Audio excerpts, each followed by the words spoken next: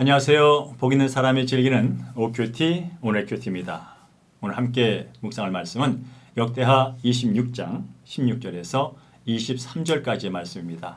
먼저 본문의 말씀을 천천히 함께 읽도록 하겠습니다. 그가 강성해짐에 그의 마음이 교만하여 악을 행하여 그의 하나님 여호와께 범죄하되 곧 여호와의 성전에 들어가서 향단에 분향하려 한지라. 제사장 아사랴가 여호와의 용명한 제사장 80명을 데리고 그의 뒤를 따라 들어가서 우시야 왕 곁에 서서 그에게 이르되 우시야여, 여호와께 분향하는 일은 왕이 할 바가 아니요 오직 분향하기 위하여 구별함을 받은 아론의 자손 제사장들이 할 바니 성소에서 나가소서. 왕이 범죄하였으니 하나님 여호와께서 영광을 얻지 못하리이다. 우시야가 손으로 향로를 잡고 분향을 하다가 화를 내니 그가 제사장의 화를 낼 때에 여호와의 전 안 향단 곁 제사장들 앞에서 그의 이마에 나병이 생긴지라. 대제사장 아사랴와 모든 제사장이 왕의 이마에 나병이 생겼음을 보고 성전에서 급히 쫓아내고 여호와께서 치심으로 왕도 속히 나가니라.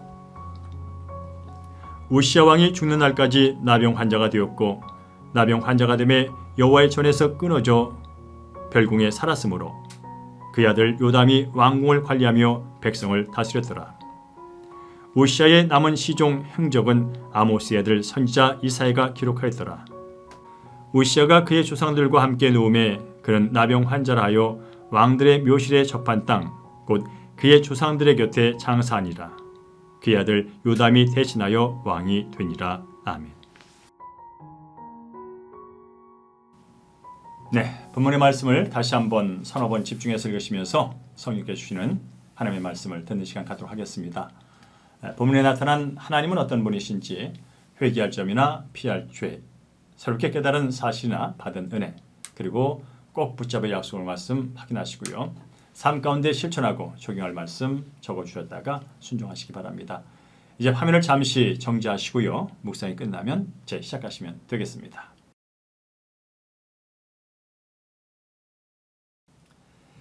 네, 본문의 말씀 어떤 내용인지 간략하게 먼저 요약하겠습니다. 나라가 강성해지자 교만해진 우시야 왕은 율법을 어기고 자신이 직접 성전에서 하나님께 분향을 하려 하다가 이마에 나병이 생기게 되죠. 성전에서 쫓겨난 그는 다시 성전에 들어가지 못하고 별궁에서 여생을 보내다가 죽어 조상의 묘실에 묻히게 됩니다. 이후에 그의 아들 요담이 그를 대신해서 유다 왕이 되는 그런 내용이 되겠습니다. 오늘 한 절 노트는 16절입니다. 그가 강성해짐에 그의 마음이 교만하여 악을 행하여 그의 하나님 여호와께 범죄하되 곧 여호와의 성전에 들어가서 향단에 분향하려 한지라. 네, 끝까지 신실할 수는 없을까 하는 질문을 다시 하게 되는 그런 본문의 말씀이 되겠습니다.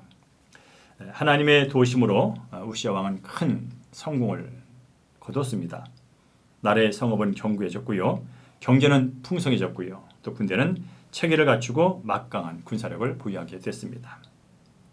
이 모든 것은 하나님의 도우사, 하나님의 귀한 도우심 때문이었다고 성경은 말씀하고 있었죠. 하지만 이처럼 하나님의 도우심과 은혜로 강성해지자 우시야 왕이 그만 교만해지고 말았습니다. 제사장만이 할 수 있는 일을 자신이 하겠다고 나서는 죄를 범하고 만 것이죠. 여호와의 전에 들어가서 향단에 분향을 직접 하려고 한 것입니다. 분향하는 일은 아론 자손인 제사장만이 할 수 있는 일이었습니다. 이에 대제사장 아사랴는 우시야 왕에게 성수에서 나을 것을 강력하게 권면했죠. 하지만 우시야 왕은 자신의 잘못을 인정하기보다 오히려 크게 분노했습니다. 이것은 하나님을 경외하는 신앙인 우시야의 모습이 아니라 바로 성공에 도취하여 교만해진 절대 권력자의 모습을 보여주고 있는 것이죠. 그렇습니다. 은혜를 망각하면 사람은 교만해집니다. 하나님의 도움을 잊는 자는 성공이 바로 자신의 능력으로 스스로 이룬 것이라고 착각하기 때문에 그렇죠. 우시야가 자신의 잘못을 회개하기보다 분노를 바라자 하나님은 그의 이마에 나병을 주십니다. 결국 우시야 왕은 나병 환자가 됐고요. 인생을 그렇게 마감하게 됩니다. 남은 인생은 별궁에서 외롭게 홀로 인생의 패배감 가운데서 살다 죽은 것입니다. 이처럼 하나님의 은혜를 저버리면 추락하는 인생의 결말을 맞이하게 되지요. 우리들 역시 조금만 성공해도 교만해지기 쉬운 그런 연약한 사람들입니다. 은혜를 잊는 것은 곧 우리 인생의 추락임을 늘 기억하며 살아야 될 이유가 거기에 있지요. 오늘도 하나님의 도심과 은혜를 기억하시면서 겸손한 마음으로 주어진 일에 최선을 다하심으로 하나님께 기쁨이 되는 복된 한 날 이어가시기를 주의 이름으로 간절히 축원합니다. 이제 적용 질문을 함께 하겠습니다. 성경에서 분명히 금하고 있는 줄 알면서도 교만한 마음으로 행하고 있는 악은 무엇입니까? 말씀과 믿음의 공동체를 통해 주시는 하나님의 사랑의 책망을 두려운 마음으로 듣고 있습니까? 내가 처한 고난이 천국에 들어가기 위한 출입문이라는 사실을 믿고 있습니까?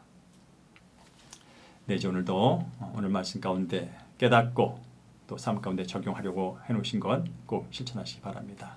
이제 오늘의 기도와 목회 기도 함께 하겠습니다.